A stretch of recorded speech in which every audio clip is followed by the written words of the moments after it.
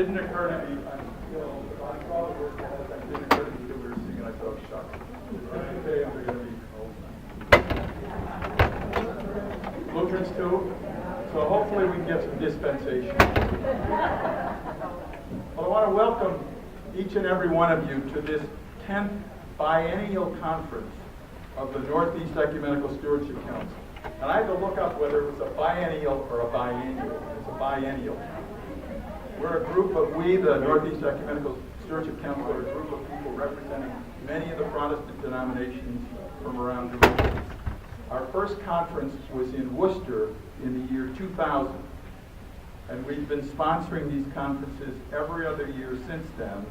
And I'll leave it to you how we got from an even number of years to an odd number of years. Too long a story to go into.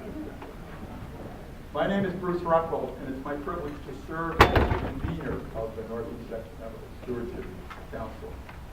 And while I'll recognize them later, I will give you a hint that for the most part, the members of the team have these salmon-colored name tags. And so if you have a question, just find a person with a salmon-colored name tag, and they will have all the answers you seek.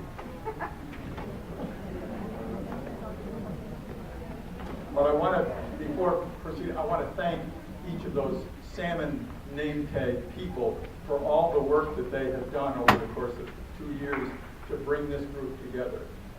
Each one of them bringing their gifts to this together.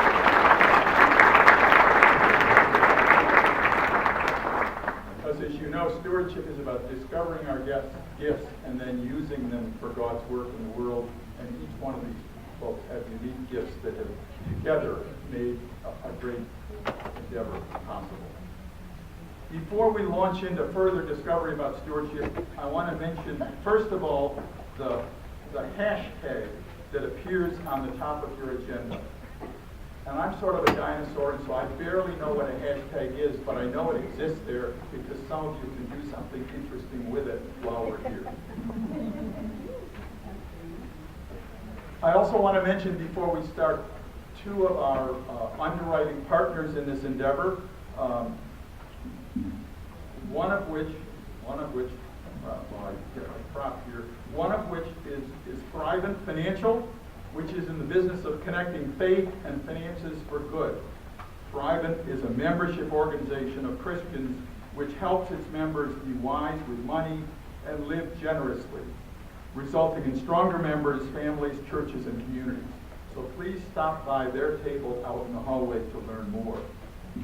The other partner is the Ecumenical Stewardship Center, which helped give birth to us back in the year 2000 and has been a supporter of ours ever since. We're delighted that Marcia Shetler, the Executive Director of the Ecumenical Stewardship Council, is here with us this week. Stewardship Center here with us this weekend.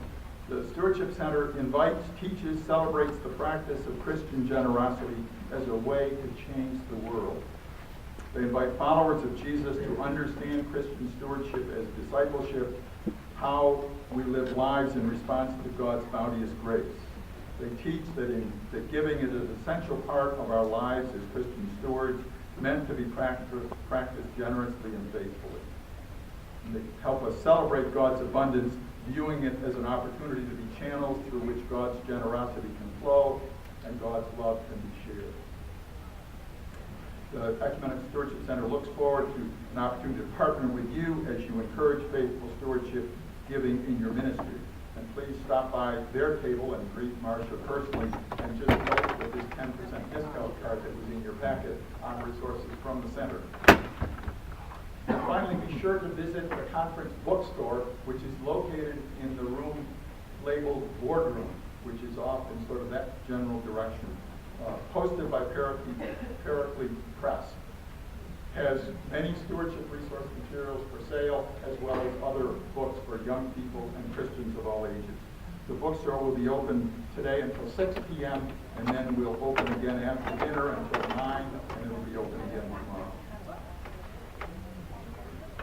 As we begin, I wish to tell you that it was a stewardship conference like this many years ago where I suddenly became aware of what stewardship really was.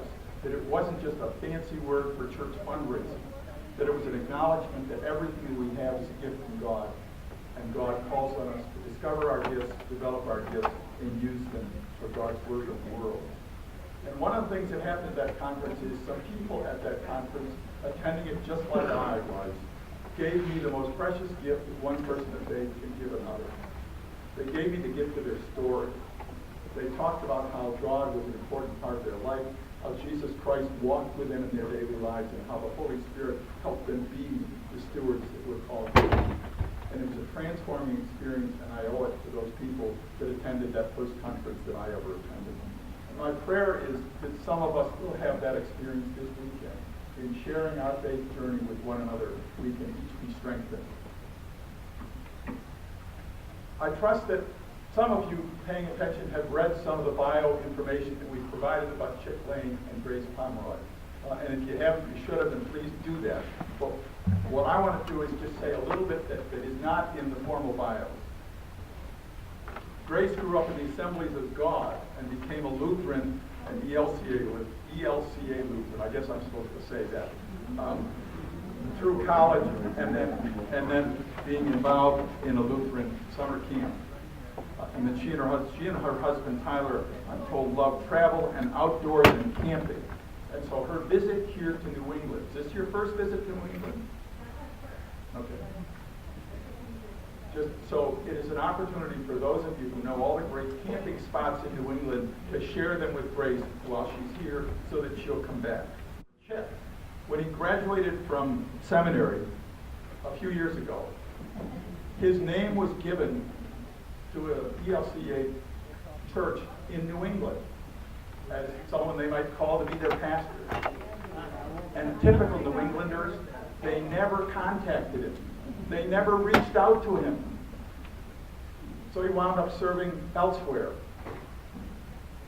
So this is why Chick doesn't speak with a New England accent, but he could have if that church had reached out to him many years ago.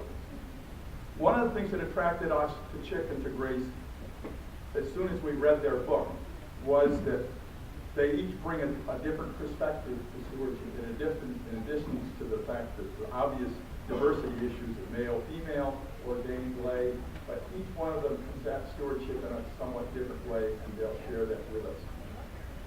I can't finish without mentioning the book that Chick wrote some years ago, Ask, Thank, Tell, which is still available.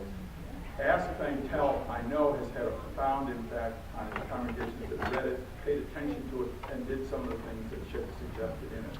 So when we discovered the book that Grace and Chick have written, we realized that here were new ideas that if we will take it home and practice them, the lives of our congregations will be enriched, and we will be personally enriched.